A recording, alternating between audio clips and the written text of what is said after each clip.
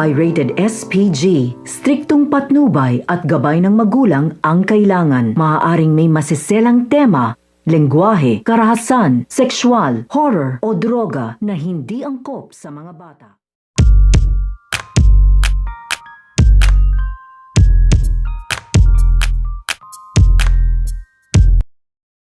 Ang mga nabubuong plano nito nga ni Cardo Dalisay at ang kanyang alas ay ilalantad na nga dito dahil sa pagtatanong nga nito nga ni General dito nga kay Cardo Dalisay dahil dehado nga daw dito ang kanilang grupo dahil kokonti nga lang daw sila dahil sa hindi nga pagsama nito nga daw ng mga tauhan o ito nga daw sila Armando dito nga daw sa kanilang misyon ay mahina nga daw dito ang kanilang puwersa. Kaya nga ito nga si General ay nagtatanong nga ito dito nga kay Cardo Dalisay kung ano nga daw ba ang kanyang plano at kung paano nga daw magtatagumpay dito ang kanilang misyon. So ito nga si Cardo ay naisipan nga na dito na ipatawag nga daw dito ito nga daw mga media at press upang makatulong nga daw nila sa kanilang pakikipagkita dito nga daw kay Lily, Renato at dito nga daw kay Arturo. At malaking bagay nga daw dito at malaki nga daw ang maitutulong ng media dito nga daw sa kanila dahil mailalantad nga daw dito ang buong katotohanan tungkol nga daw sa pagkatao nito nga daw ni Lily